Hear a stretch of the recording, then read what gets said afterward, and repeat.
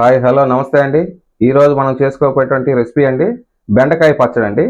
ఇందుకు కావాల్సిన పదార్థాలు చూపిస్తానండి. ముందుగా 1 కిలో బెండకాయలు తరిగి పెట్టుకోవాలండి. అలాగే ముందుగా 3 ఉల్లిపాయలు తరిగి పెట్టుకోవాలండి.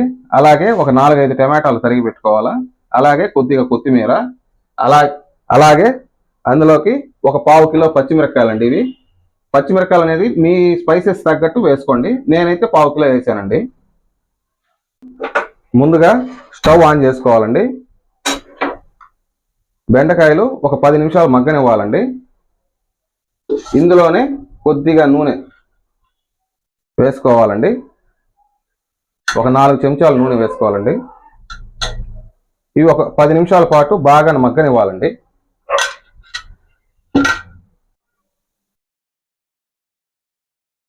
బెండకాయలు బాగా మగ్గుతున్నాయండి. వీటిలోనే మనం ఇందాక తరిగి పెట్టుకున్నటువంటి టమాటాలు, అలాగే ఆనియన్స్, అలాగే తరిగి పెట్టుకున్నట్టు కొత్తిమీర అన్నీ వేసుకోవాలండి. అలాగే పచ్చిమిర్చి అండి అన్నీ వేసుకోవాలండి. ఇవి ఒక 10 నిమిషాల పాటు బాగా మగ్గనివ్వాలండి.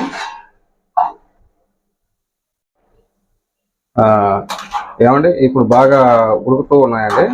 ఇప్పుడు ఇందులోకి మనం కొద్దిగా దీంట్లో కావాల్సినటువంటి పదార్థాలు వేసుకుందామండి.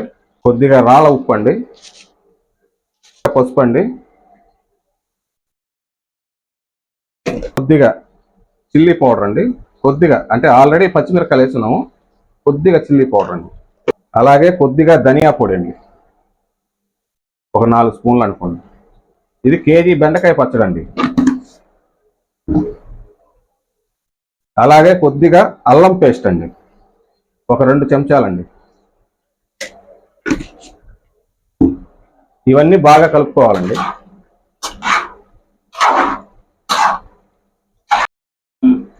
ఇవన్నీ బాగా కలుపుకున్న తర్వాత మరొక 10 నిమిషాల పాటు ఉడకనివ్వాలండి. ఓకే అండి, బాగా ఉడికిపోయిందండి. దీన్ని ఒక 10 నిమిషాల పాటు బాగా చల్లార్చుకొని మిక్సీ పట్టుకుందామండి. ఓకే అండి, బెండకాయ పచ్చడి రెడీ అయిపోయిందండి. దీనికి తాలింపు పెడదామండి. ముందుగా స్టవ్ అంటించుకొని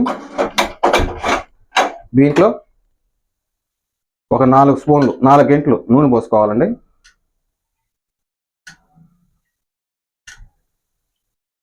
నూనె వేడెక్కిందండి. ఇందులో కొద్దిగా ఆవాలు, కొద్దిగా జీలకర్ర, కొద్దిగా మినపప్పు, కొద్దిగా పచ్చినపప్పు, ఒక 2 ఎండుమిరపకాయలు తాలింపు పెట్టుకోవాలండి.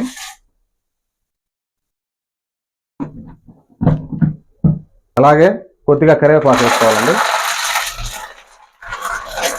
అంతేనండి. ఈ తాలింపు తీసుకొని మనం పచ్చళ్ళలో వేసుకోవాలండి.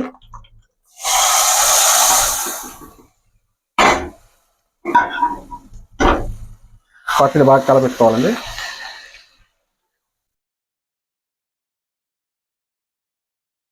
ఉప్పు ఒకసారి సరి చూసుకోండి. తక్కువ పడితే మళ్ళీ కొద్దిగా సాల్ట్ ఉప్పు వేసుకోండి. అంతేనండి, ఎంతో గుమగుమలాడే బెండకాయ పచ్చడి రెడీ అయిపోయిందండి. ఇది అన్నంలోకి కానీ, చపాతీలోకి కానీ, దోశలోకి కానీ చాలా బాగుంటుందండి. ఒకసారి మీరు కూడా ట్రై చేయండి.